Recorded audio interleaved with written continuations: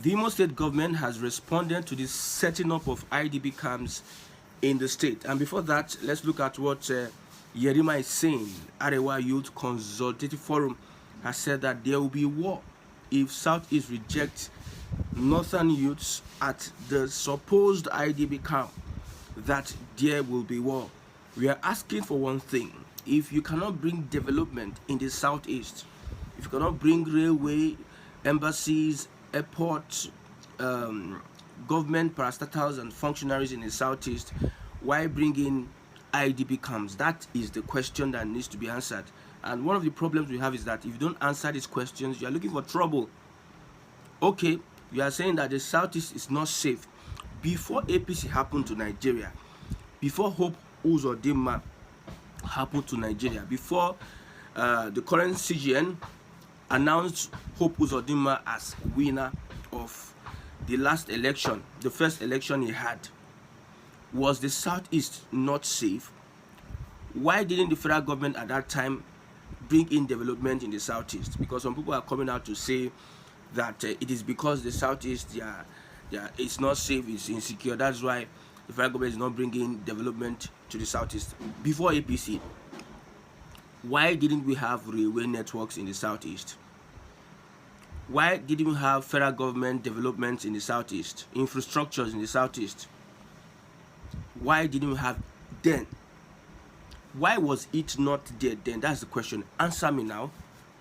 Answer me, because so many people are being evil by saying that the Southeast should not reject their fellow northerner from having any place in the region, because if we believe that this is one Nigeria, then anybody has any right to settle at any place whatsoever.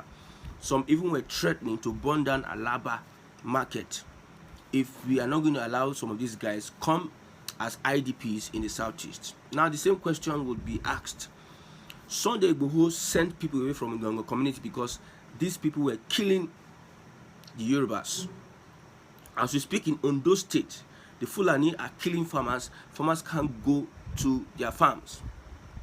So would you want such in the Southwest? Would you want an IDP in the Southwest? Come to think of it, what is going to happen in the Southeast if you are bringing an IDP camp in the Southeast? Don't you think that is going to escalate the tension in the Southeast? We are not saying that you cannot come to the Southeast. You come, you buy land, you rent house, you rent shop, as it is being done in other places. It is not that the government will now start sponsoring some people to come and live. Everything about the Fulani is just the government should sponsor them. Their cattle, the government should create grazing routes, water resources, ranching, and all have you, while other Nigerians fend for themselves. If an Igbo man goes to any place, he's going to work legitimately, he's going to rent a house, he's going to buy a land, he's going to rent a shop, he's going to do his business and pay taxes. But that is not the same for a Fulani or some other northerner. They go there and they constitute nuisance. So we are not saying that they are not welcome. You are welcome, but don't come as IDP, because we know the intention of the government.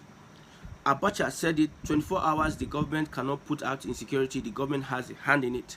We know the intention of the government is to make sure that three things happen. Number one, they can be able to infiltrate the Southeast and make sure that the insecurity gets to another level, an unprecedented level.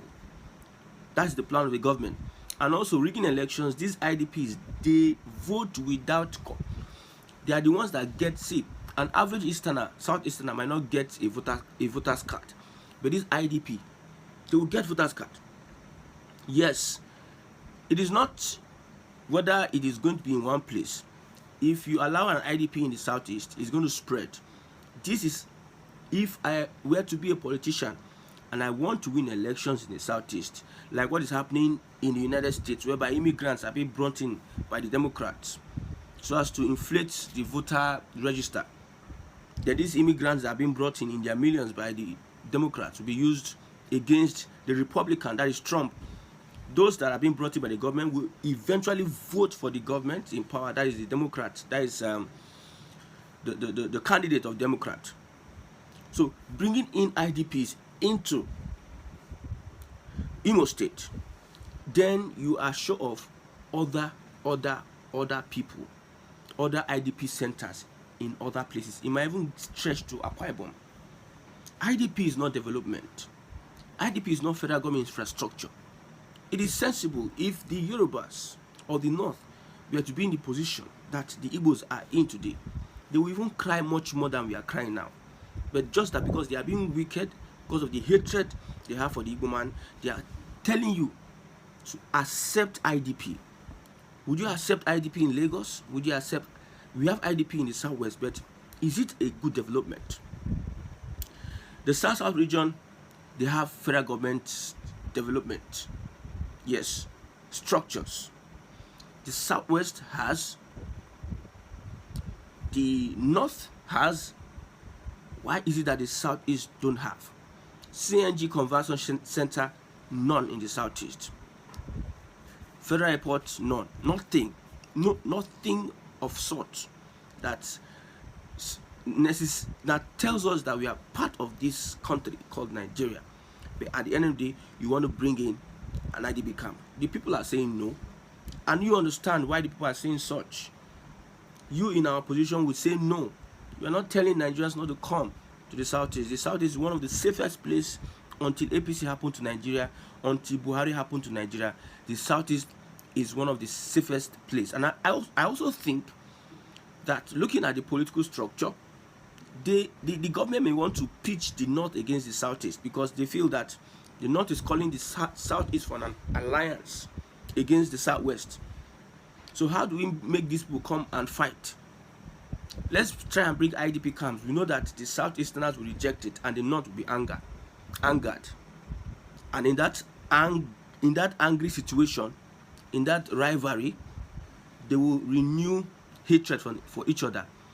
This one that they are loving each other against the Southwest and Tinubu, because politically, people are saying that Atiku and Obi should come together against the Tinubu. That is an alliance of the North and the East, and it's going to go a long way.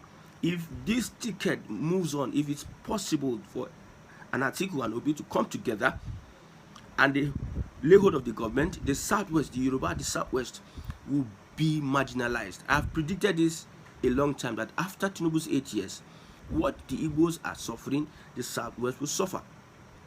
So bringing IDP camps in the Southeast will also necessitate that the North and the East will clash.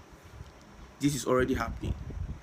Yerima have come to say there will be war if Southeast reject Northern youths in the region. We are rejecting IDPO. We are not rejecting Northern youths. We are rejecting that development. That development will bring insecurity. Our military structure, our military whoever officers, their judgment.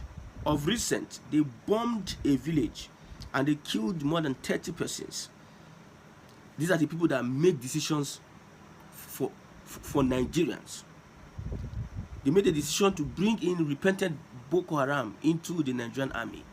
These are the people that are making decisions for us. They're not making good decisions for the Southeast. Whoever thought of that, whoever even had to inscribe that in his or her medulla oblongata or cerebellum, should not come close to the Southeast. We don't want IDP camps. Whether the Imo state government is debunking the fact that there was a plan to bring IDPs into the state. We know the government can lie. The government cannot be trusted. Especially the government of Hope Uzodinma has no backing of the people, no goodwill from the people, no trust. It's an illegitimate government in the eyes of Imo state people. Anybody who's an Igbo person will tell you that Hope Uzodinma's government, before their eyes, is illegitimate. That is why the government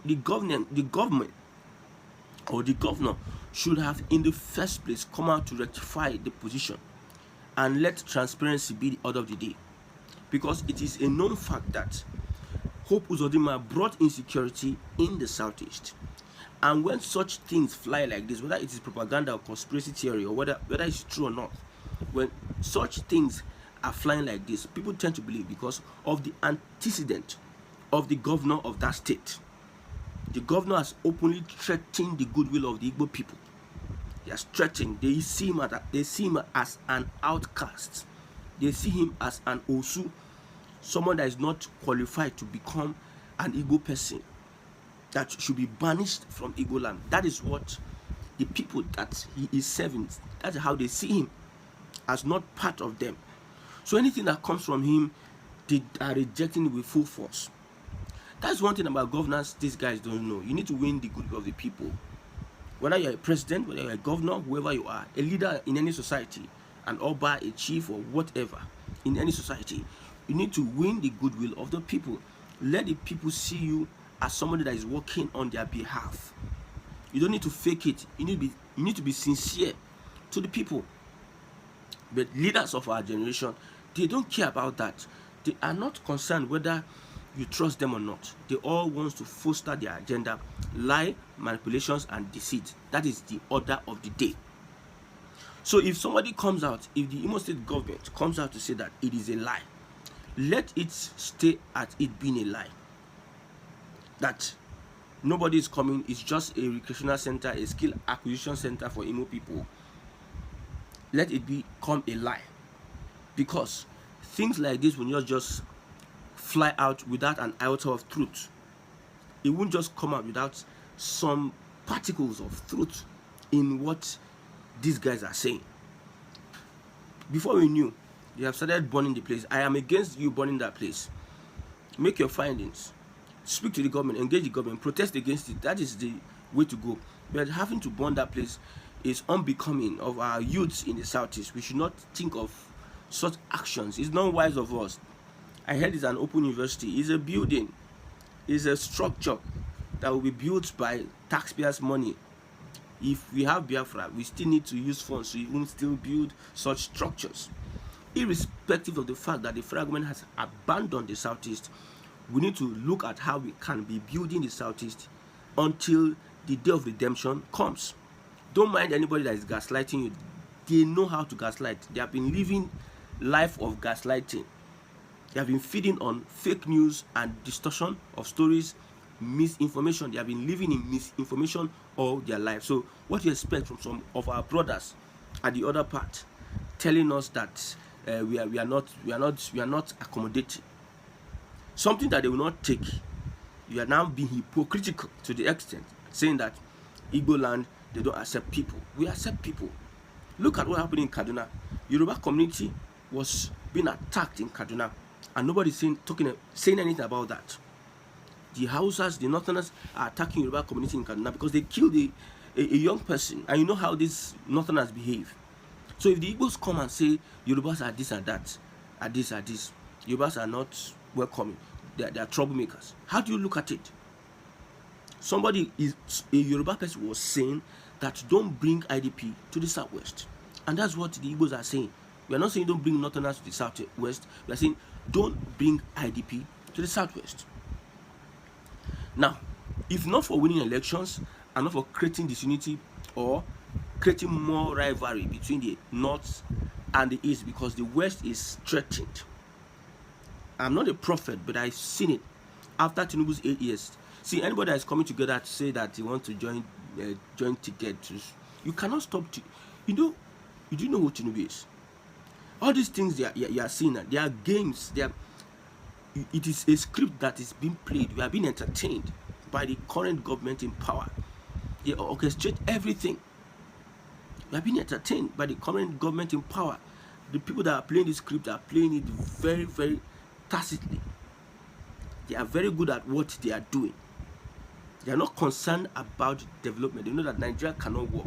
They are just buying time to consolidate on how they can take enough from Nigeria to build a region that will be preparing for Nigeria's exit. Because at the end of the day, Nigeria would all come to a point whereby we will decide that let all go our several and different ways. The Yorubas will reject regionalism under Tinubu's regime until Tinubu finishes his tenure. Then you can see some Yorubas will come and be speaking English and gaslighting Nigerians, manipulating Nigerians that we want regionalism. If you are sincere about regionalism, why would a senator Okoyemi Bamidele come out and say that no, regionalism for now? We know the North, they are politicians. They cannot survive without political power in a secular Nigeria, in a united Nigeria. They cannot survive. If they are on their own, they will lose most of the benefits they get from Nigeria, because they are the most that benefit from Nigeria's mineral resources, which is not even resided in their place. Oil. The North are the most beneficiaries. So they will naturally not want regionalism. And some of them is saying that regionalism will make sure that we help the Igbos get. So these people don't want Igbos to have their freedom. That is just clear. Nobody should gaslight you. These people don't want Igbos to have their freedom.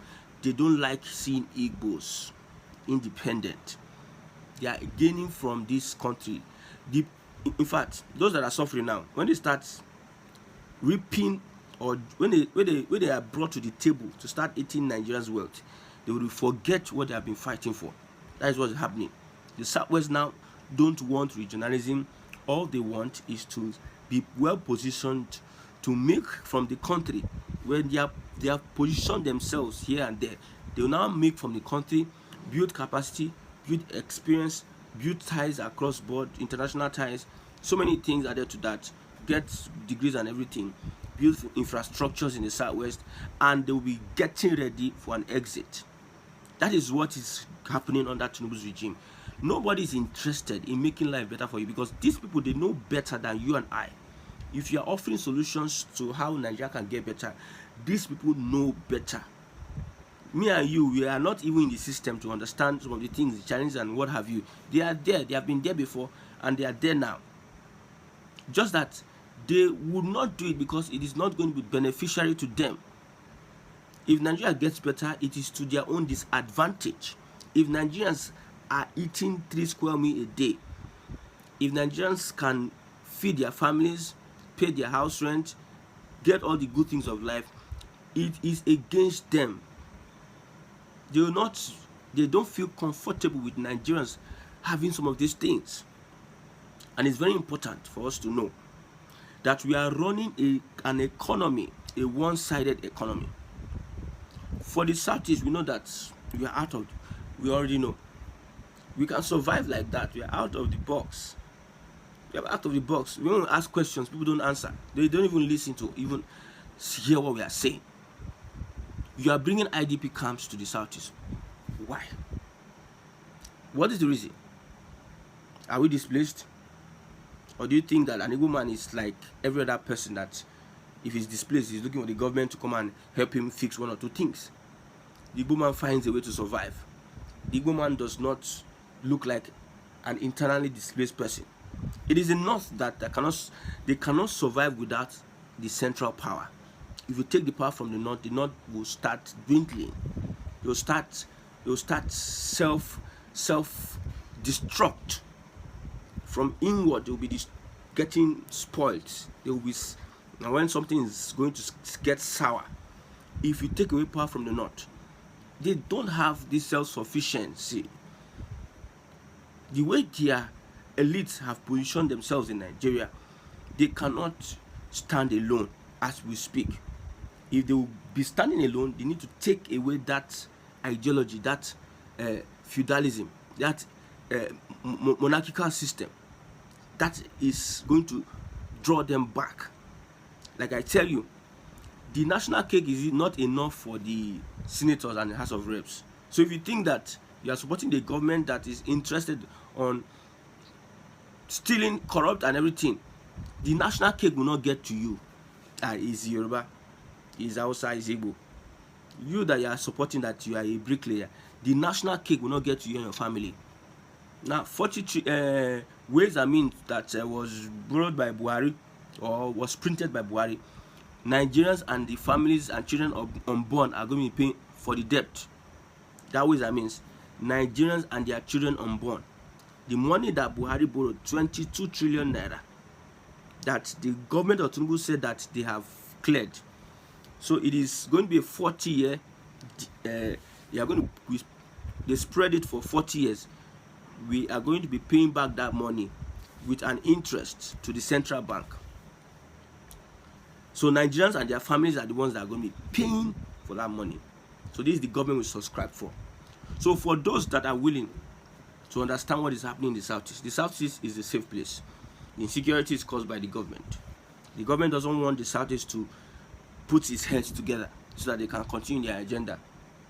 There's enough gas, and gas is the tomorrow of our generation. Gas is the future. CNG, no CNG in the whole of Southeast. Nothing. No functional airports in the whole of Southeast. We are watching. Government intervention in Southeast is minimal. We are watching. But one day, something will happen and it will trigger a revolution. And that revolution will spread like wildfire. And it cannot be stopped. It might not be in Tinubu's regime. It might be in Tinubu's regime. But it's going to happen as swift. Remember what I just said. It is going to happen as swift. No war between anybody. Disregard the northern young man that has been calling for wars here and there. Disregard him. He does not hold any water. The Hausas know better not to be pushed by the Fulani again. They have been deceived a lot of times, and they have been killed by Fulani. They have been dominated by the Fulani. So any move by the Fulani, let only the Fulani run it, and let's see what happens in the Southeast.